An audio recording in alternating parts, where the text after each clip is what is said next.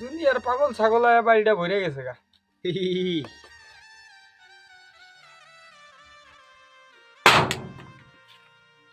ভাই ঢুকছি, পারাপারি করো কে তো বাইরে মুই তো। মামা আমি না তো, ওই বাড়ি পাগলটাই। তোরে এতক্ষণ ডাকছি তুই আস না, এখন গুতাগুতি করো, চাপা যাইতে মারমু। এ আসি রে ভাই আসি, তুই থাকলে কি না থাকলে কি? এ তোরা থাক, আইতাছি। কারারে আবার ফোন দেয়, ফোন।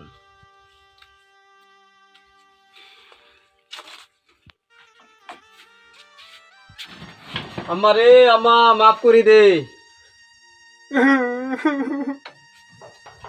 আসি রে ভাই আসি আসি, আইসি আবার টাকাটাই শুরু করে দিস।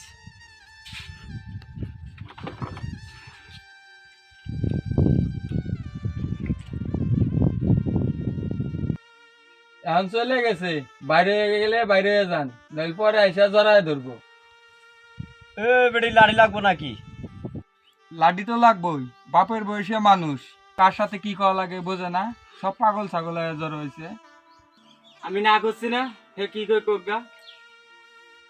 আসি রে ভাই আসি আসি আসি, আমি থাকলেই কি আর না থাকলেই কি? পাগল ছাগল দিয়ে পাচ্ছি মা দিচ্ছে।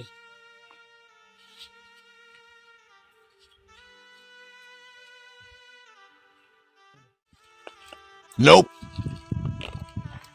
আমি এনে ও আমারে, ও আমারে। টিয়া কি কাম করে টিয়া দে। এ তোরা কাতুকুতি দিস না, তোর যদি কাতুকুতি দিব তাহলে তুই বুঝবি, আসলে আমি পাগল হইনি। এ আসি রে ভাই আসি আসি। ওই শাইন পাগল হলো কেমনে? ওর মা মরিয়া গেছে, ও অনেক কষ্ট দিছিল ওর মারে, ওর মা মরিয়া গেছে, যাওয়ার সময় মানে মার মরার আগে মানে অভিশাপ দিছিল, ওই দুঃখেই মানে পাগল হয়েছে। আর বাড়িটা আল্লাহ বাকি জানে।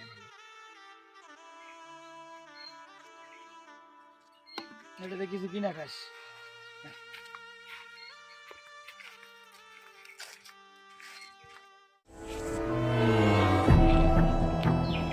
পৃথিবীর সবচেয়ে মধুর শব্দটির নাম মা। আমাদের জীবনের ভূমিকায় মায়ের সঙ্গে হয়তো কখনোই খোঁজা হয়নি।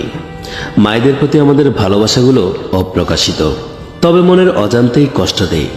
আমাদের কত শত অবুঝ বায়না মেটাতে তারা নিজের শেষটুকু দিয়ে চেষ্টা করে অবিরাম, অথচ বেঁচে থাকতে মা বাবার প্রতি সহনশীল না হলেও তাদের হারানোর পর শত ইচ্ছে জাগে হৃদয় উজাড় করে ভালোবাসার।